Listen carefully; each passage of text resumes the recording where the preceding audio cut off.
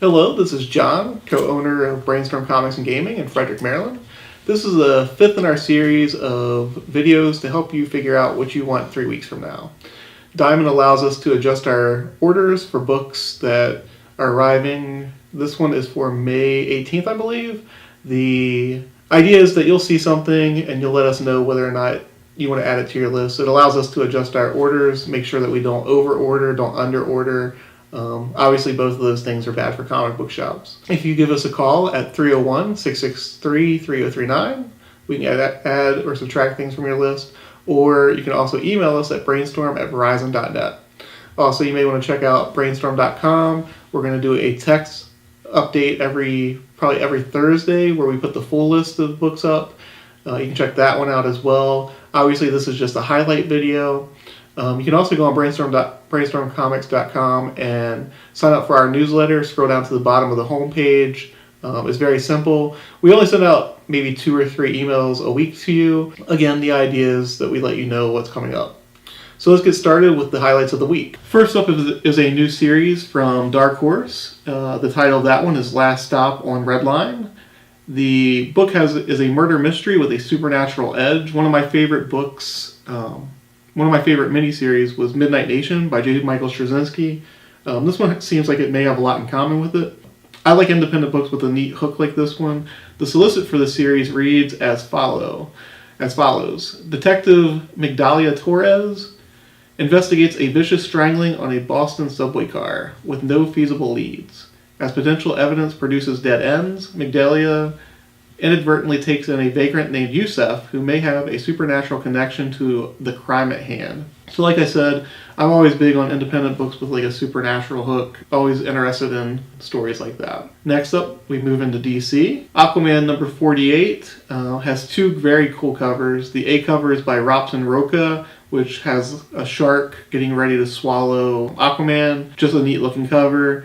The other one's by Joshua Middleton. He's been putting out some great B covers on this one. As you can see in the video here, both of those are both pretty cool. Next up is Batman number 71. Frank Cho has been doing some great covers for Harley Quinn. Very awesome Batman villains and interesting takes on them. He now moves over. He's doing this variant cover for Batman number 71. If you're a Batman fan or a Frank Cho fan, definitely this is one you're going to add to your personal collection. Justice League number 24. Again, this one has 2 great covers. Well, let me rephrase that.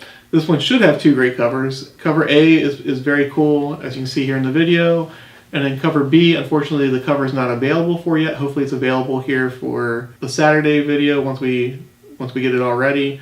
The B cover is by Jerome Opeña. He's a very cool artist. That's why I'm thinking this one's going to be a very nice cover as well. Next up, Naomi number 5. This book is really, really hot right now. We keep selling out of it. I keep upping my orders and I keep selling out of it. Bendis is delivering another great original character here. Instantly relatable, draws you in. The early issues are getting harder and harder to find. Definitely let us know if you want to add this one to your list. Just a great book overall. Next up, we move into Image, and it's a graphic novel or a collected edition. Died trade paperback volume 1, Fantasy Heartbreaker. This independent book has been catching fire. Great art by Stephanie Hans. Think of the story as kind of like Jumanji meets Stranger Things. A group of teenagers are playing a Dungeons and Dragons type game when they suddenly disappear. They come back several years later but refuse to talk about what happened. If you're not reading this book, you're really missing out. It's a great independent book. One that I think that a lot of people, it's a good cross-section book. Like, it'll appeal to a variety of people. Next up, we move into Marvel. We have Amazing Spider-Man number 21. We have the Casanovas variant and the Sujin Marvel Battle Lines variant. Both of these covers are pretty cool. The Casanovas one I think will look even better in person. There's just some covers that when you see in digital, you can see that they look good, but you just know when you see them in person, they're going to look even better. I think this is one of them. For some reason, some books, some covers, the digital version just doesn't translate as well. I think this like I said, is going to be one of those books. The other one is the Battle Lines variant. That is definitely one that will appeal to Black Cat fans. I really like the Battle Line theme covers that Marvel's doing.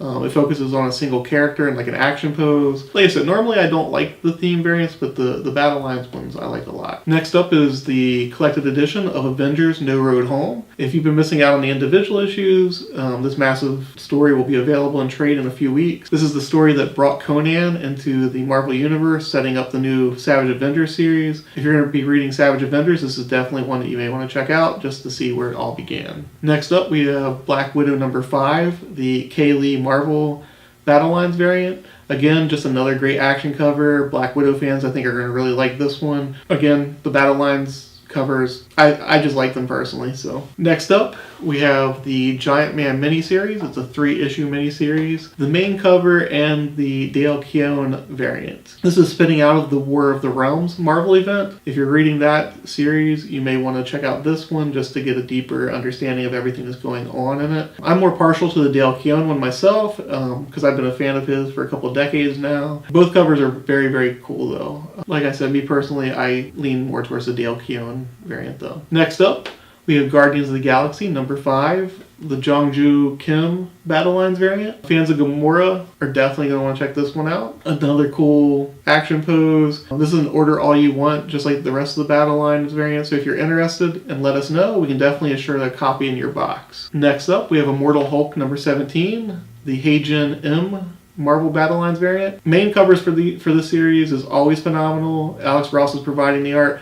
This is the variant, however. Hulk lifting up a car, getting ready to throw it at somebody. This series is gaining in popularity every single month. It seems like we add more and more subscribers to it every month. This is one that I've been high on ever since issue #1. I tried pushing it pretty hard, and I'm glad that this one's taking off even more than what I was hoping. Next up, we have Old Man Quill #5, the Yoon Lee Marvel Battle Lines variant. This is probably my favorite Battle Lines variant of the week. Just a great rendition of Star-Lord, great action shot. It's always cool to see like artists put like a cool take on the different characters and just make them pretty awesome covers. Make some pretty awesome covers. Next up, we have 2 more tie-ins to the War of the Realms series. First up is War of the Realms Spider-Man and League of Realms. I'm not gonna lie, personally, I'm not a fan of street-level characters in cosmic or otherworldly events. But I do get a chuckle out of seeing Spider-Man and the Asgardian garb sort of stuff. And so I'm probably going to check this one out. And if you're a fan of War of the Realms or Spider-Man, let us know to add this one to your pull list. Next up, we have War of the Realms Strike Force War Avengers. This is a team led by Captain Marvel.